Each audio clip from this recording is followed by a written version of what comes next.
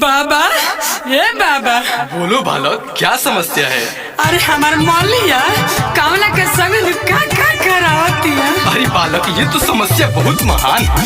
अतली है पकड़ी ना। क्या पकड़वा रहे हो बे? अरे लोन तो हम तुम्हारी समस्या का समाधान निकालते हैं। मिक्स बाय सोनू सावरिया। पहले से माला हमार फसल रहे, जननी न दूसरा के कौशल रहे। बाबा, पहले से माल हमर कौशल रहे, जननी न दूसरा के कौशल रहे। तब भइल बिया सुन घमंडी जी, 2-4 हजार जे गंदी जी, ओकरे के मजा भर मंदी जी। 2-4 हजार जे गंदी जी, ओकरे के मजा भर मंदी जी। पतरा में देखी न पंडी जी, मल काहे निकल गइल रंडी जी।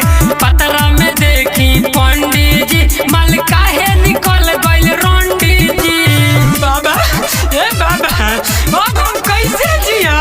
हमार माला मेरा के छोड़ के चल गई। अरे बालक, धैर्य रखो, हम तुम्हारी समस्या का समाधान निकालते हैं। क्यों इतना टेंशन ले रहे हो? नहीं बाबा, हम ना जिए। अरे बालक, धैर्य बना कर रखो, हम है ना, सब समस्या का समाधान हो जाएगा। दोस्तारा के संग है रोजा सुततिया सट के, हमारा से कहे यार उमर जाई बकट के। बालक, तुम्हारी प्रेमिका तो बहुत छुछुंदर टाइप की है। दोसरा के संग है रोजे सुततिया सट के, हमारा से कहे यार उमर जाइब कट के। खाली करे ले बद रोजा गंदी जी, 2-4 हजार जे गंदी जी, ओकरे के मजा भर मंदी जी। 2-4 हजार जे गंदी जी, ओकरे के मजा भर मंदी जी। पतरा में देखी ना पंडी जी, मल काहे निकल गइल रंडी जी। पतरा में देखी पंडित जी, मल काहे निकल गइल रंडी जी। बाबा, ए बाबा, वो सब छोड़ बताई कि हमारा बड़ो की ना।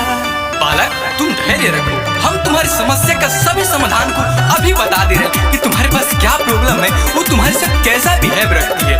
सब्र करो। साचो में बिगाड़ गइल बाटे सुनी नियत, ओकरा का पता बाटे कैसे बानी जियत। तुम्हारी समस्या के समाधान मिलेंगे। सच में बिगड़ गइल बाटे सुनी नियत, ओकरा का पता बाटे कैसे बानी जियत।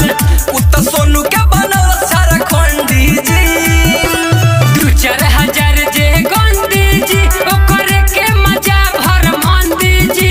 2-4 हजार जे गंदी जी, ओकरे के मजा भर मंदी जी।